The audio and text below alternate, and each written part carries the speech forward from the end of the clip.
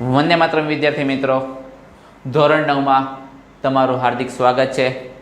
એનસીઈઆરટીના syllabus પ્રમાણે chapter number 1 સંખ્યા પદ્ધતિ વિશે આજે આપણે થોડીક માહિતી મેળવશું.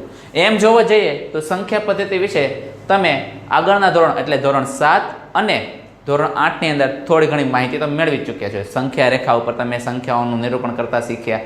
એવી જ રીતના અહીંયા પણ તમારે હજી આ સંખ્યા પદ્ધતિ એટલે મતલબમાં સંખ્યા વિશે જ તમારે માહિતી મેળવવાની છે, પણ થોડી ઘણી આગળ પ્રમાણે મેળવવાની છે. તો આજે આપણે જોઈશું, થોડી ઘણી રિવાઇઝ કરી લે તો પ્રાકૃતિક સંખ્યા. પ્રાકૃતિક સંખ્યા કોને કહેવાય? તો જેમની અંદર 1, 2, 3, 4 અનંત સુધી જતી હોય આવી સંખ્યાને શું કહેવામાં આવે છે? પ્રાકૃતિક સંખ્યા કહેવામાં આવે છે. હવે પ્રાકૃતિક સંખ્યાનો આ સમૂહ થયો. સમૂહને તમે ગણ પણ કહી શકો, જથ્થો પણ કહી શકો, બરાબર? તો તમે પ્રાકૃતિક સંખ્યાને આપણે એક ગણ સ્વરૂપે દર્શાવીએ છીએ, જેને આપણે કેપિટલ N વડે દર્શાવીએ છીએ. આ સંખ્યાને તમે ગણતરીની સંખ્યાઓ પણ તરીકે ઓળખી શકો છો. તો આનું બીજું નામ છે ગણતરીની સંખ્યાઓ. કેમ ગણતરીની સંખ્યાઓ મિત્રો?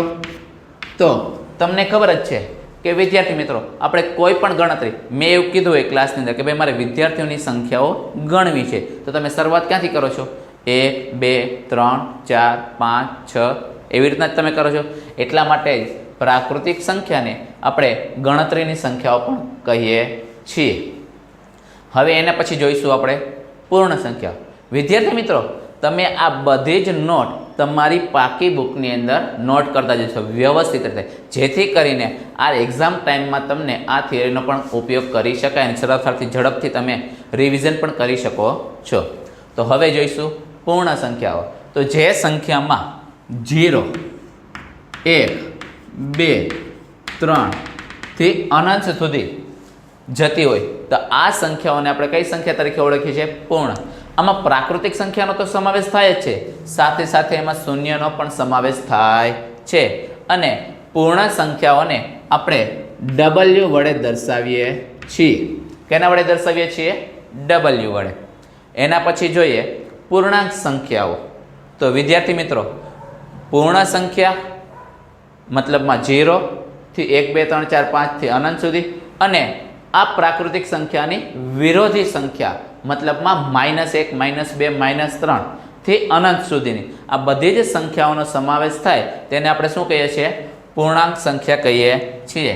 મતલબમાં અનંતથી -3, -2, -1, 0, 1, 2, 3 થી અનંત સુધી, મતલબમાં પ્રાકૃતિક સંખ્યાની વિરોધી સંખ્યાઓ જેવી કે -3, -2, -1 અને પ્રાકૃતિક સંખ્યા એટલે 1, 2, 3 અને 0, આ બધાનો સમાવેશ થાય તે સંખ્યાને આપણે શું કહીએ છીએ? પૂર્ણાંક સંખ્યા કહીએ છીએ. અને તેમને કેના વડે દર્શાવાય છે? તો Z વડે દર્શાવવામાં આવે છે. આની માહિતી આપણે ધોરણ 8ની અંદર અને ધોરણ 7ની અંદર મેળવી ગયા. કઈ રીતે? તો સંખ્યા રેખા ઉપર. કઈ રીતે? સંખ્યા રેખા ઉપર. તમને વિદ્યાર્થી મિત્રો, તમે જાણતા જ હતા, ખબર? સંખ્યા રેખા આવી રીતના દર્શાવતા હતા, જેમાં આપણે વચ્ચે 0 અને જમણી બાજુ 1, 2, 3 થી અનંત સુધી, અને ડાબી બાજુ -1, -2, -3 થી અનંત સુધી દર્શાવતા હતા. હવે આપણે જોઈશું સમય સંખ્યાઓ. સમય સંખ્યા. તો જે સંખ્યાને P/Q સ્વરૂપ, જે સંખ્યાને P/Q સ્વરૂપે દર્શાવવામાં આવે તેવી સંખ્યાને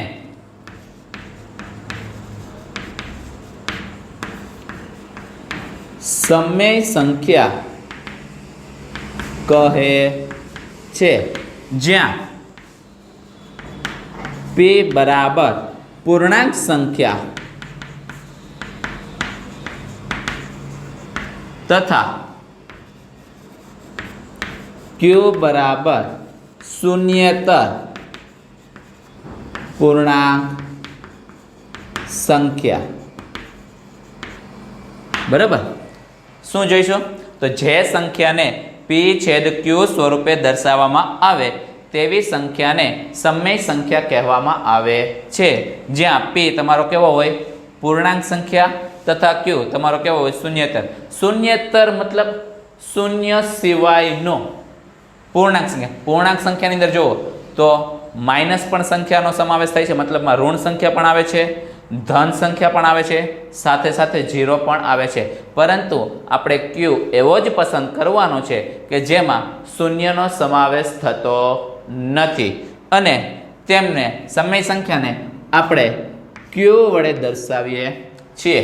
આના ઉદાહરણ જોવા હોય તો આપણે ઉદાહરણ લખી શકીએ કે ઉદાહરણ ફોર એક્ઝામ્પલ કે ભાઈ 2/7 અથવા તો 0/3 અથવા તો -1/2. મતલબમાં તમારો જે p છે, p એટલે ઉપર અંશમાં p કેવો છે? તમારો પૂર્ણાંક સંખ્યા અને છેદમાં q કેવો છે? શૂન્યેતર પૂર્ણાંક. આપણે જે પણ એક્ઝામ્પલ લખ્યા છેદમાં આપણે શૂન્ય સિવાયની જ પૂર્ણાંક સંખ્યા હોવી જોઈએ. એ તમારી ઋણ સંખ્યા છે તો પણ ચાલશે, પરંતુ શૂન્યનો તમારે સમાવેશ કરવાનો નથી. આ બધી જોઈએ આપણે સંખ્યાઓ વિશેની માહિતી. હજી વિદ્યાર્થી મિત્રો તમારે થોડુંક જોવાનું છે કે એક ગુણની અંદર એક્ઝામની અંદર એક ગુણની અંદર ખાલી જગ્યા, 1 માર્ક્સના પ્રશ્ન છે અથવા તો વિકલ્પની અંદર આવી શકે છે. તો કઈ રીતના તમને પૂછાઈ શકે? તો એવું કહી શકાય કે ભાઈ દરેક પ્રાકૃતિક સંખ્યા પૂર્ણ સંખ્યાઓ છે? તો હા છે. કેમ? જો 1 2 3 4 થી અનંત સુધી બધાનો સમાવેશ પૂર્ણ સંખ્યાની અંદર થાય છે? હા થાય છે. એવી જ રીતે દરેક પૂર્ણ સંખ્યા પૂર્ણાંક સંખ્યાઓ છે? તો હા છે. કેમ? જોઈ શકે આપણે 0 1 2 3 થી અનંત સુધી આ બધી જ સંખ્યાનો સમાવેશ પૂર્ણાંક સંખ્યાની અંદર થાય છે. એટલા માટે આપણે કહી શકીએ ભાઈ દરેક પૂર્ણ સંખ્યા પૂર્ણાંક સંખ્યા છે. એવી જ રીતે દરેક પૂર્ણાંક સંખ્યાઓ સમય સંખ્યા છે? હા તો છે. કેમ? આપણે જો અહીંયા ઉદાહરણમાં લખ્યું જ છે, જુઓ અંશમાં બધા જ કેવા છે? દરેક પૂર્ણાંક સંખ્યાનો આપણે સમાવેશ કરાયેલો છે, છેદમાં પણ એવી જ રીતે છે, પણ શૂન્ય સિવાયની. હા તો આપણે કહી શકીએ કે ભાઈ દરેક પૂર્ણાંક સંખ્યા એ સમય સંખ્યાઓ છે. પરંતુ હવે ખાસ ધ્યાન રાખજો વિદ્યાર્થી મિત્રો, હવે જે આપણે તમને કહેવા જઈ રહ્યું છે એ માહિતીમાં ખાસ ધ્યાન આપજો. દરેક સમય સંખ્યા એ પૂર્ણાંક સંખ્યા છે? નહીં. દરેક સમય સંખ્યા એ પૂર્ણાંક સંખ્યા નથી. કેમ? આપણે છેદમાં આપણે શૂન્ય લખતા નથી. એવી જ રીતે દરેક પૂર્ણાંક સંખ્યા પૂર્ણ સંખ્યાઓ છે? નહીં. કેમ? અહીંયા આપણી પાસે ઋણ પૂર્ણાંક છે, જ્યારે પૂર્ણ સંખ્યામાં ઋણ પૂર્ણાંક આવતા નથી. એટલા માટે દરેક પૂર્ણાંક સંખ્યા પૂર્ણ સંખ્યા નથી. એવી જ રીતે દરેક પૂર્ણ સંખ્યા પ્રાકૃતિક સંખ્યા છે? નહીં. કેમ? કારણ કે આપણે પૂર્ણ સંખ્યાની અંદર શૂન્યનો સમાવેશ થાય છે, જ્યારે પ્રાકૃતિક સંખ્યાની અંદર શૂન્યનો સમાવેશ થતો નથી. આજે આપણે આટલી માહિતી મેળવી. હવે આના પછીના નવા લેક્ચરની અંદર આપણે આનાથી આગળની માહિતી મેળવીશું. જય હિન્દ, જય ભારત.